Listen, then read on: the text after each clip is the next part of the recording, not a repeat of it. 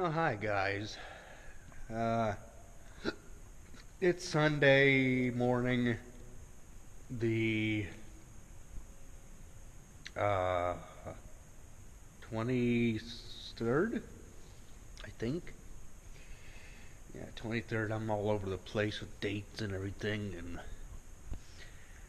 I'm not in the right state of mind right now. Had a bit of an accident that seen what happened. It was my fault. I shouldn't have got as close as I did. And it just can't have nothing nice. Well, I can't say that because it was my fault. I'm the one responsible. So, I guess I'll break down and show you guys what happened. Got too close to this trailer last night when I was backing in. Put a nice little owie in the corner here and kind of pushed some of that light in. So, and it's the tail light it got, or the turn signal I got there because of the orange. So it didn't affect him any, but if this was up any higher, it would have knocked this out completely. I guess that's a lesson learned in life. I guess I'm gonna start pulling in. Yeah. So I was really hoping for no accidents in 2020, but you can't predict what's gonna happen. I mean, you'd be stupid to say, "Oh, I'm not gonna have any accidents this year." Well, stuff could happen. There's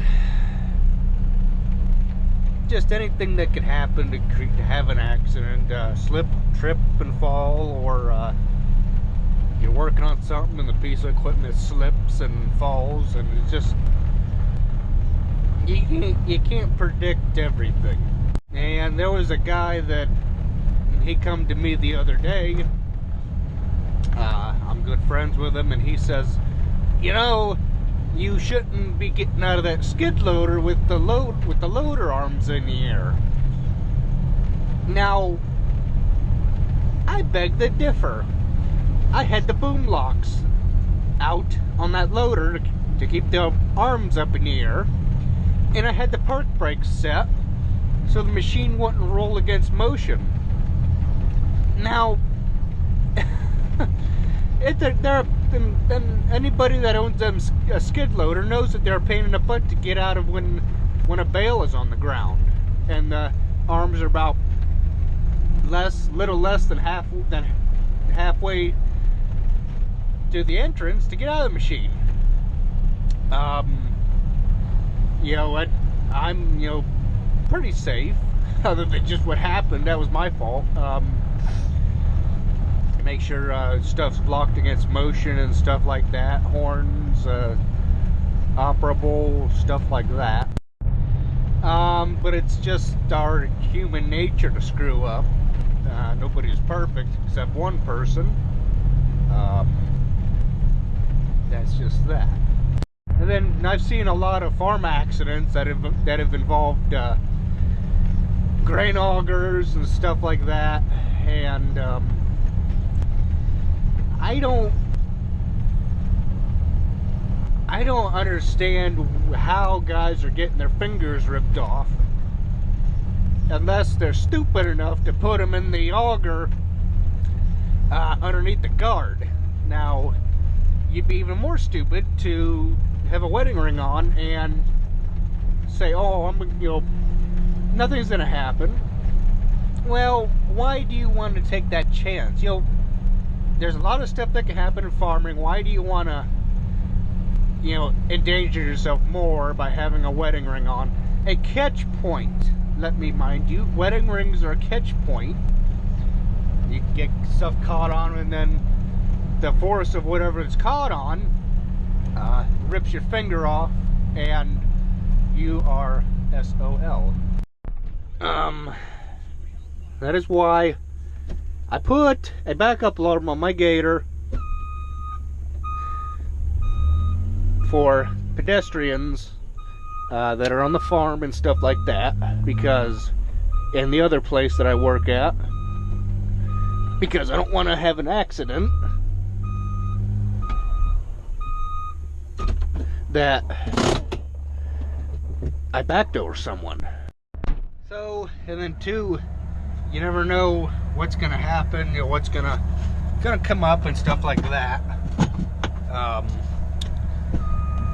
So it's just always better to keep your hands out of stuff. And I've been guilty of doing stuff too, but maybe I can learn from this.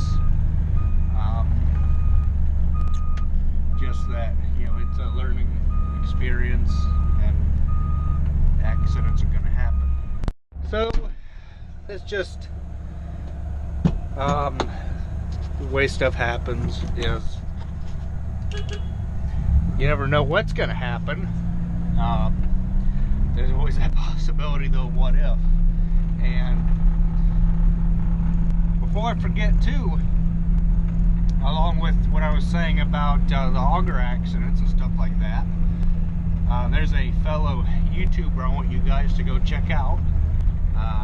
Harmless Farmer, Andy Detweiler. He has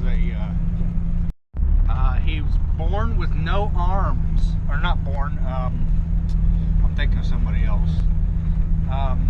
He was involved in a grain auger accident, trying to get a sample of wheat when he was younger, in the age of 2. I've seen his dad do it. He reached in, of course, back then they didn't have no guards on augers or nothing, so, and then the auger pulled him in. It's just an awesome story to see how God can use a man like him, who doesn't have any limbs, or doesn't have any arms, I should say, and can prove to us that we take for granted, that, you know, we can do stuff, you know, without arms. And just like him, he doesn't know what it's like, or anything different than what he, you know, grew up with. No arms. That's just what he has to deal with. But go check him out if you get a chance. You know, he does stuff that I would have never even dreamt of even attempting to do with feet. Hooking PTO shafts up, you know, where you got some PTO shafts got the collar that slides back, and you push it on over the shaft on the tractor, or they got a little button that you push and that does the same thing, and then you slide it on over the shaft on the tractor, and then the button comes back. He can do that all with his feet, and there's just so much more that he does, and it's mind-blowing. Every time he does something, I'm like, wow, what a guy. So if you guys get the minute, get a chance, go check out Harmless Farmer, Andy Detweiler. Leave in the comments that I sent you his way. Just kind of, you know, hey, you know, I'm supporting you kind of thing, because what somebody else told me about you, that a little support can go a long ways. But no matter how safe you are, you're going to have accidents. It's just, you just try and be as safe as you can, and just be thankful for another day. I know I've read stories about farmers that, you know, lost limbs and grain cart accidents, lead power line accidents, and have even pulled through it because because you know, God allowed them to, when the doctors thought they were dead. And then two, we got to have the backup alarms for work and all that. Just that's why we got to have them. Okay, so farm safety part 2 is going to talk about these tractors and all that. How a lot of farmers still farm with these tractors that don't have ROPS, rollover protective structure, or anything like that. You can easily get killed on these things. I've heard numerous stories of people getting killed in accidents, having them on hillsides and stuff like that, and just not paying attention. In the tool shed here, kind of want to talk a little bit about these tractors here. You see a lot of guys take these narrow front end tractors and throw wide front ends under them. Well, that's primarily because they're farming on steep hills and all that, and these are mostly the only tractor that they have, so they throw a wide front end under them to rake hay with or do anything like that, because it may only be the one of 2 tractors that they only have.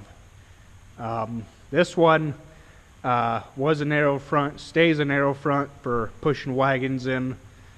I don't like it for tedding hay, because some of our fields are hilly, like the one behind the creek, that hay field, and I don't like it. You're always afraid of tipping over and stuff, and wide front end like this 7800 has a bigger, wider footprint, or like the 4020, where it's more stable.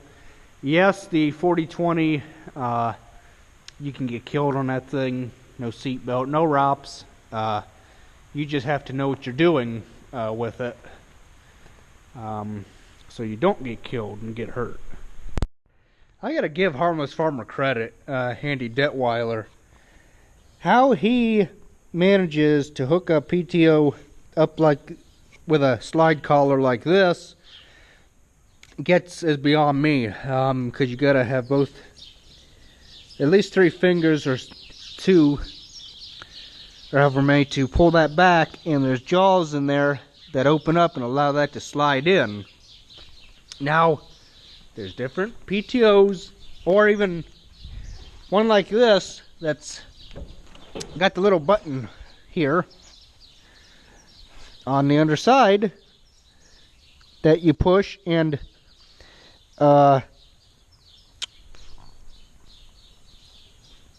this lock here expands right there.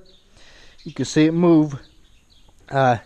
This one's a little bit more complicated, I think, than the slide. I don't know, it's personal preference, but how in the heck, he does that is beyond me. And that's why, too, they got these rubber things on here that are supposed to have a chain, but this one doesn't, to help keep that from spinning if you encounter that with clothing or anything. Just like these grain augers here, both of these require a hopper. This one doesn't, because it has its own. But I assume that he was doing this when the auger was running, and you could still get your fingers in there fairly good. I'm not quite touching the shaft, but just about, because the guard is stopping my hand, which is a good thing. You would only lose a few fingers versus your whole hand or whatever. That's why guarding is there, for stuff like that. So if you guys enjoy, please hit the subscribe button, the little bell, leave a comment, like, and subscribe. Thanks for watching.